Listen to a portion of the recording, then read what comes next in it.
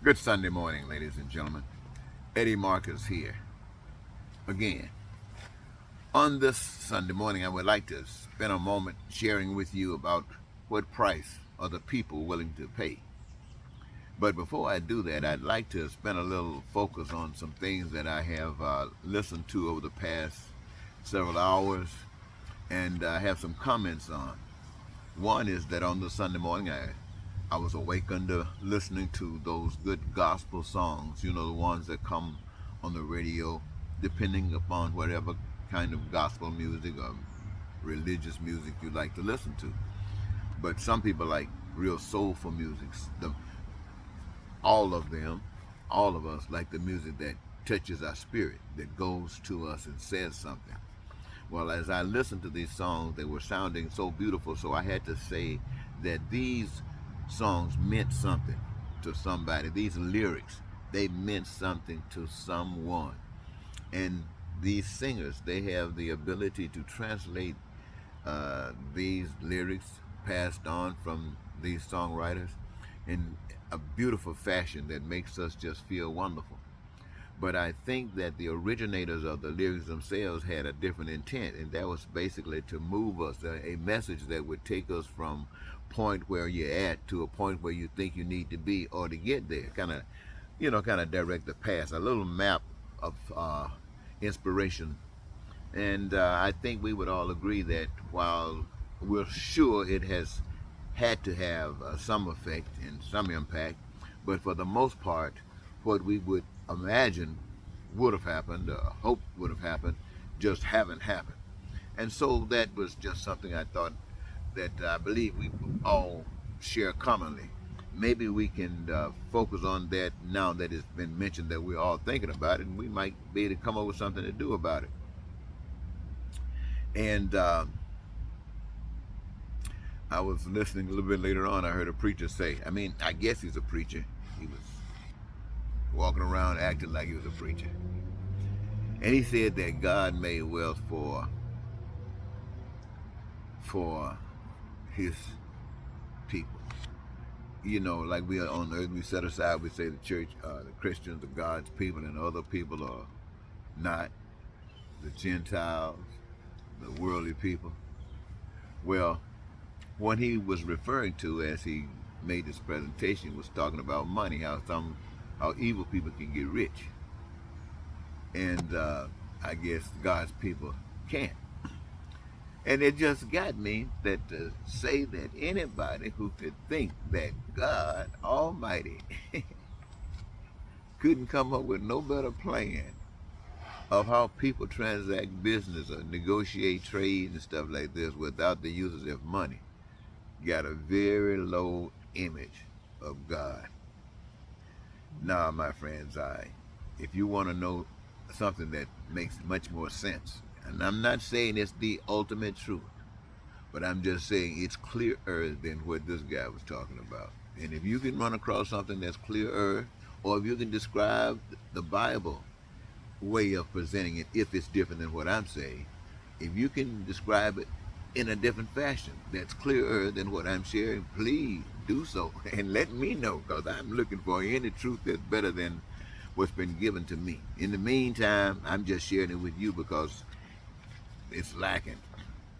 Anyway, but I thought about, no, we don't, God's people don't have to, when I say God's people, I'm talking about the human race. We don't have need anything like money. The operation of righteousness is a natural order, and no money is involved in anything that we have to do, anything that is required for life. There's nothing called money that has anything to do with it. Now, when I say does not have anything to do with it, that does not mean that money cannot be used. Money can be used, but money would have to be used in such a righteous fashion that everything that could be done without money, now with money, is still going to be done. That way, you might as well not have money. That's an extra problem. But we won't worry about that. That's just a thought. And another thought came about when we're talking about the China floods. Not too long ago, we started seeing images of the tsunami. And we started seeing houses and things floating around in other different parts of the world. We start seeing cars floating around like toys in a bathtub. And as I'm watching over the social media channels, I'm seeing this stuff happening to in the world again, in different parts of the world, even especially in China. Now they keep talking about like daily, and I'm thinking, wow.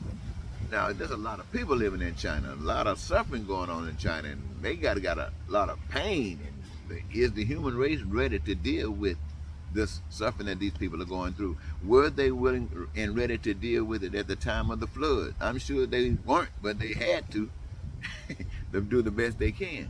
Problem of it is they weren't prepared to do much better, and we are no better than they are because we are just like that today.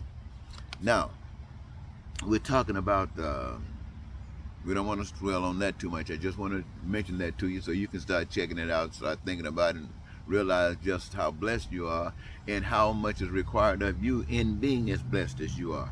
But now I want to move on to a different subject. Let's see the crisis that's going on in America. Everybody's saying that the nation knows that they've had some injustices perpetrated against them by certain people in the political positions of power, and they are expecting the institution that's been established to protect them from such threats to do its job. And certain parts are doing it, making it obvious that they're doing their job, making it obvious that these are criminals and needs to be prosecuted. But those who have the authority to do the prosecution is wagging his tail, just wasting time. And people are so upset about it. But you have to realize why this might be happening. I'm not saying it's happening because of this, but it's something that must be considered. You have to realize these people were willing to destroy the nation, to take the nation down, and in the process were willing to kill citizens, innocent citizens. They were willing to kill people who were being paid to protect the system from people like them. But they want to overcome and destroy these people. These people were willing to mess with the witnesses and try to threaten them. These people, in their intimidation practices and in their evilness, they were willing and are willing to threaten senators who have made statements and now force them to retract their statements. So can we not think that the people at the top who can do the most damage, who has the position of power to do the most damage, might not be threatened? You know, you think about when the people impeached, there were another group of people putting right back on the field. We never really paid too much attention on it. We just thought that they were just on his side. They had already made the statement that they were not on his side. When he was running for office, they made the statement they weren't on his side. When he got in office, he showed how much respect he required of people by how he embarrassed them before the public, how he humiliated them, made them bend their knees to stay in their positions of power.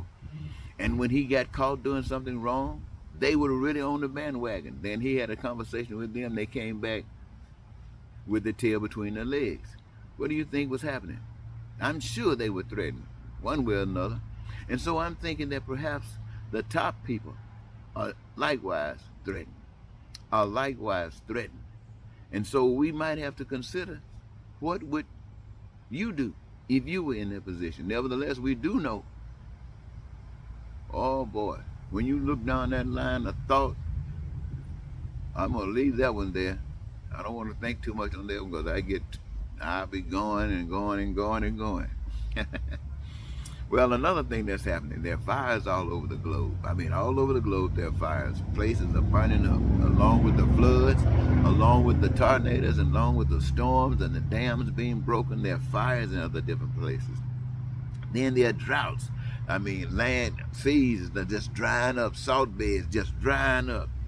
All they say because of climate control, and the climate control is something that we have been accustomed to. We've been drawn to it, and for some strange reason, a lot of people are fearful of and don't trust science and don't want to have any respect for it. And as a consequence, the danger that existed is still existing, and is more dangerous now than before.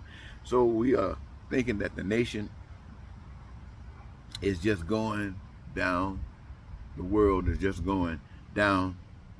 Earth might even be destroyed by a lack of climate neglect. And one last thing before I go to my main subject is what we have to think about. Think about this. I always keep this in mind. I have always said to you that systems of the world represent systems of people, human beings who have decided that they will go their own way.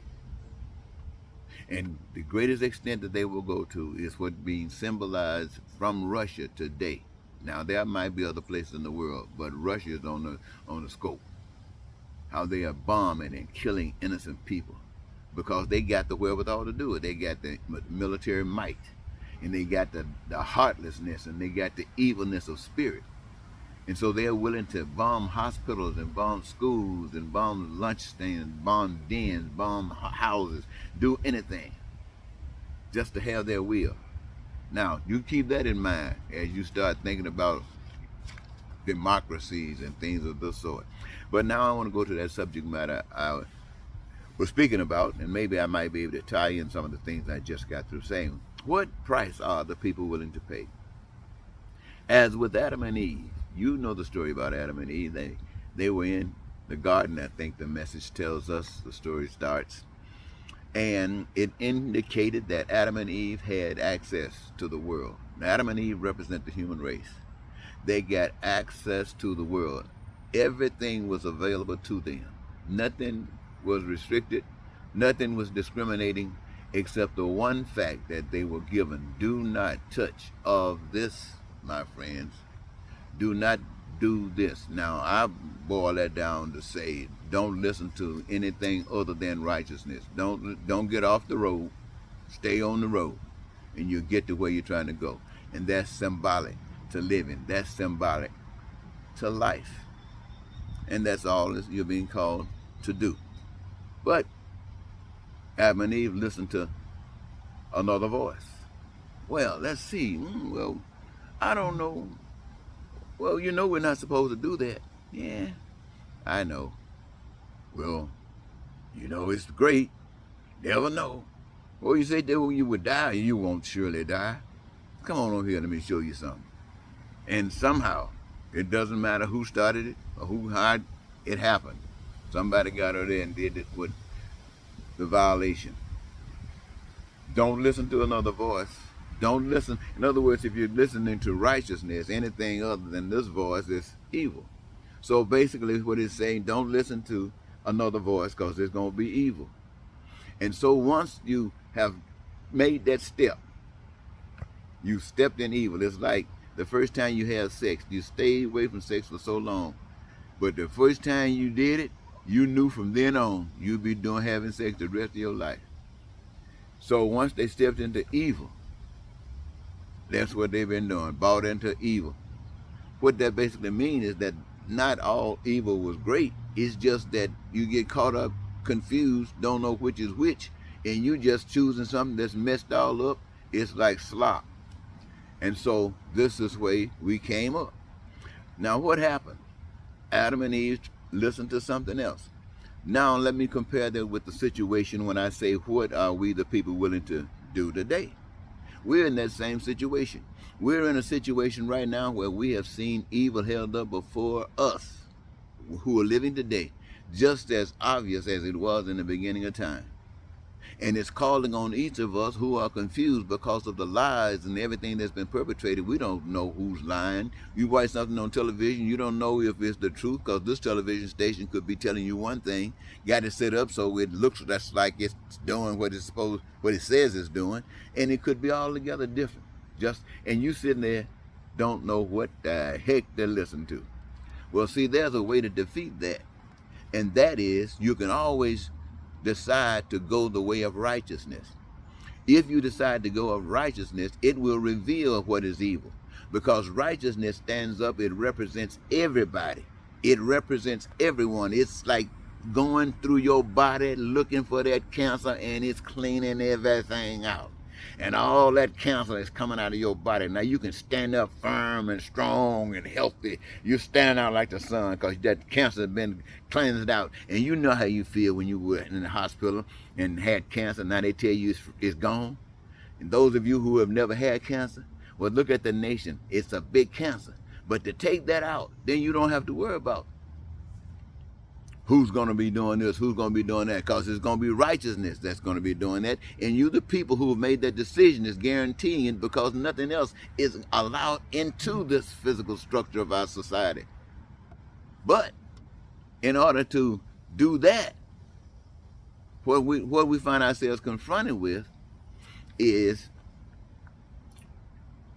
what is America going to do? What price is it going to pay?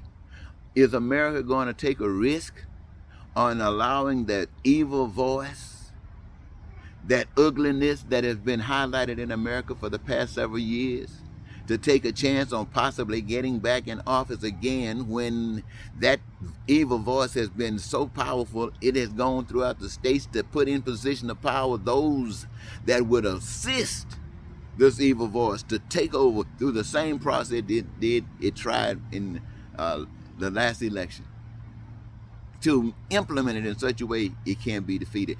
Or are the rest of the people hoping that civility will rise to the top and more people will realize that that's a danger and vote in or vote back the maintenance of the same system that is the mother and the father, the parent of this evil monster that we're dealing with every day? Come on, human being, you got to have a little bit more sense than that. But in order to do that, you got to do the right thing. And doing the right thing means all that ugliness that you have allowed to exist. The lying, the cheating, the stealing, the hatred, the racism, the bigotry, and all of that has got to go.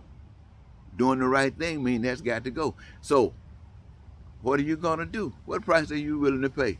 Are you willing to pay going to hell rather than just standing up doing the right thing? Come on, come on. I know you laughing too. But what are you gonna do?